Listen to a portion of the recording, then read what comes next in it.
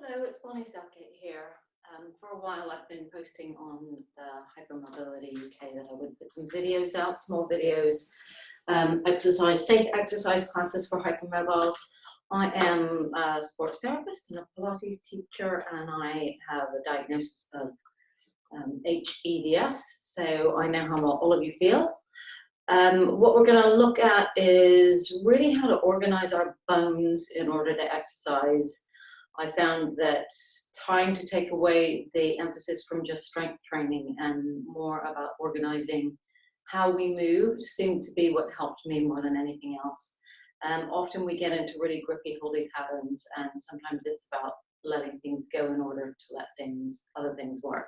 So I wanted to start right from the base, from the feet. The feet are really important. I'd say one of the things with the hypermobiles, because we do tend to hang on our joints, that affect us most is I'll stand up, and you can just see I've got quite bendy legs. Most of you will have similar sort of legs. When we allow ourselves to sit into the back of our knees like that, it changes how the bones sit, both at the hip and at the ankle joint. And what I have found, certainly with severe hypermobility, is that just unlocking your knees doesn't really necessarily change the organization of those bones at the feet and the hip that easily, because the muscles have accommodated it. So I'm going to give you exercises starting with the feet to try and just teach the brain, teach the body how to reorganize where we place those bones. And feet are the one thing that I think get left out often by therapists. They assume that the bones will sort of go back into place. I ended up with surgery on both feet, and I am absolutely certain the reason why is that I never learned how to move in my ankles again. So a lot of hypermobiles not only will have flat feet, similar to me, but their ankles will roll in a lot. And I think part of the rolling in is one, because of the lack of ligament support, but also because when you hyperextend your knees, the bone here, which is a long bone, goes back at the knee, it goes forward at the ankle. And in normal movement and walking and mobility, we need to be able to make a movement called dorsiflexion with the foot. Now, if your knee is going backwards, of course, this bone is going forwards rather than going backwards. And it kind of limits that mobility in the ankle joint, which we then pronate in order to look for that mobility. So just starting with feet here, I'm going to have you take your hand under the back of the knee. So generally speaking, if you've lived in that hyperextension, the muscles will still be holding there a little bit. And I want you to very gently take your thumbs and draw forward a tiny bit. So just have that sense of drawing the top of the shin bone forward. And then we're going to lift that foot up, and we're going to fold the ankle. And I want you to feel like your heel is reaching backwards, and bring that foot back down. And again, so you could do one hand on one side and one hand on the other. Be careful not to dislocate your thumbs. If you feel your thumbs are particularly weak, then take your fingers behind and just use the hand that way. So drawing the top of the lower leg forward and just folding. What you're looking for is to start gaining a fold through the inside of the foot. So what you'll see, or what you may be doing if you roll your feet in, is when I lift, I don't know if you can see that all the fold comes onto the outside.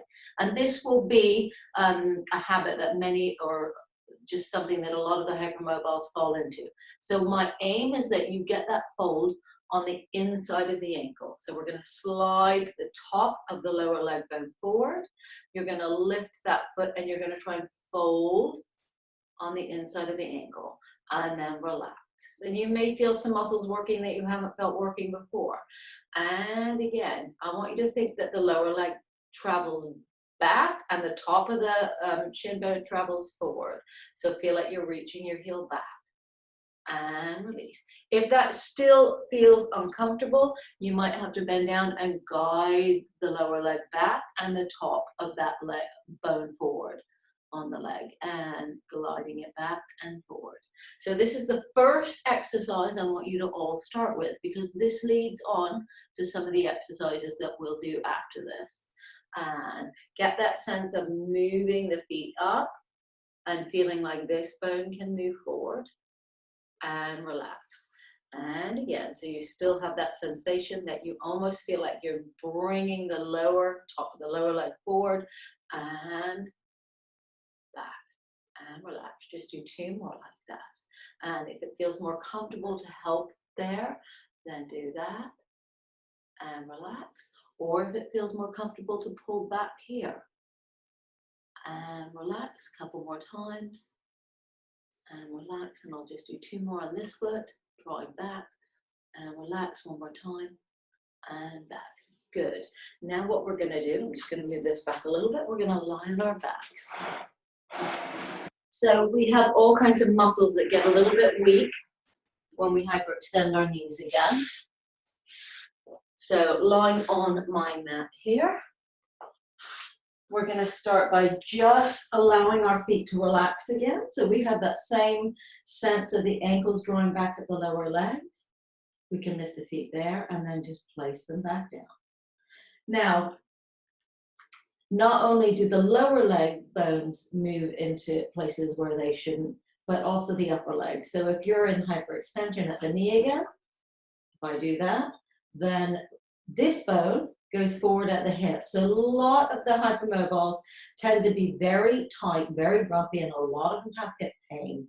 The muscles that you lift when you walk also internally rotate your leg and extend your leg out to the side. So you have a couple muscles that do lots of jobs. You have the muscle that attaches quads. A lot of hypermobiles will have been given quad exercises by the physios. And the danger in that is that you end up gripping at the hips and you don't end up strengthening the bit down at the knee that you need to. So I'm going to start you off with a little Pilates exercise called a knee float. And what I want you to feel is that you keep the knee bent. So as we lift a leg in the air, I don't want you lifting your foot up. I want you to keep that knee bent, and I want you to feel that you get a deep crease and a deep fold in the hip. Now, if you feel that's uncomfortable, take your hand and try and draw the tissues out to the side a little bit so that you feel that you're creating space, and you can even drop it down because that's the placement where that hip doesn't go when you hyperextend your knees, and bring the foot back down. The other thing you need to think about is really relaxing your buttocks muscles. Quickly, if I stand up, if we sit into hyperextension of the knees again, you can see how I shorten there, and actually I end up a little bit tight up here, and a lot of the hypermobiles will stand a bit like that. So you end up a little bit grippy under your bottoms. So I want you to think about putting your hands under your bottoms, and I want you to feel that you really relax and widen through the bones that you sit on. So we'll call those your sit bones. I want you to keep them nice and wide, and you're going to think about, just without any effort, folding that hip. So you could lift that foot. You can, if you feel like it helps, you can lift the foot that way, and you can just fold the hip in the joint and then bring that leg down. There should be absolutely no pain or discomfort when you lift your leg like that. And bring the leg back down. And so we all are taught to focus on strength exercises. We're taught to hold our tummies, to work our quads and everything like that. I found a lot of the hypermobiles I work with have really mega holding patterns, and they tend to over recruit sometimes rather than under recruit, and then that leads to exhaustion and spirals everybody downhill. So I want you to focus at the moment on moving the bones, organizing that bone to fold in the hip, and bring it back down. And the other leg, you're just going to fold. You can either lift the foot or relax the foot, and fold that deep hip and bring it down. So relaxing the muscles here, and they'll work a little bit to start to lift the leg, but as soon as you bring the leg up there, you should be nice and soft in the muscles here, and you should be nice and relaxed back there, and bring the leg back down again. And one more time on the other side, and a deep fold. And bring that leg back down again. Right, If that was okay, then you can start to take that movement into a standing up movement, which is a squat. So it's a really brilliant way to strengthen your legs doing a squat, but I would only try the squat if you were okay in the last two exercises. So the important thing when we do our squat is that we don't allow our thigh bones to go forward when we start to bend. So the first thing we have to think about doing is taking our hips behind us, leaning forward with a straight back. In that position, we can then start to bend the knees. And we want to think again that this bone here is traveling forward. That bone travels forward before this bone. And then as we go to bend our knees, we need the ankle bone to travel back.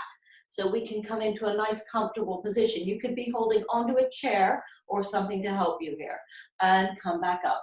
It should not create back pain, hip pain, knee pain, ankle pain. If it does, you haven't organized those bones correctly, and I would go back to the last two exercises and focus on them. So same thing again. We're going to think about that deep fold of the hips, sending the hips backwards, sending the top of the lower leg forward, and sending the bottom of the ankle joint or the bottom of that lower leg back towards my heels. So I feel a real sense of freedom and coming back up. My joints should feel nice and relaxed. So from this angle, I've got my hips going back forward. I'm thinking about coming forward through here, and I'm letting my ankles travel back. If you allow those ankles to travel back, you shouldn't need to roll in like that. So you want to get that mobility from the lower leg traveling back. Good. And then as we come up, I want you to focus on straightening your legs by bringing your thigh bones back. So you're going to put your hands on your legs now. So that's the sort of second stage of this. So we know that there's a muscle called your rectus femoris, and it attaches over the hip joint and it attaches below or over the knee joint. And a lot of your physios will be giving you exercises to strengthen that in this way. So you'll see some of the exercises. Now I think this for me is I can just cheat and I don't really end up using the muscles that I should do. So I prefer to focus on it through a squat, which is a nice functional exercise for everybody. So if I get into that good position where I send my thigh bones back, I widen those bones I sit on. I start to bend my knees. I think about the top of the lower leg going forward and the bottom of the lower leg going back. So I'm in that nice squat position. And when I start to come up, I'm going to put my hands on my thighs and I'm going to think that as I come up, I straighten my thighs back first. Thighs come back first, thighs come back first. And then if I'm really doing that, I can't actually send my knees into hyperextension. So activating the quads when you go into straightening your knees will stop your legs from hyperextending. So it's a really fantastic way to get yourself into better positioning, working the correct muscles, organizing the bones. That's going to be all I give you for today. Tomorrow I will give you something on shoulder and trunk. So hopefully that's been of use to you, and I will hopefully see some of you soon.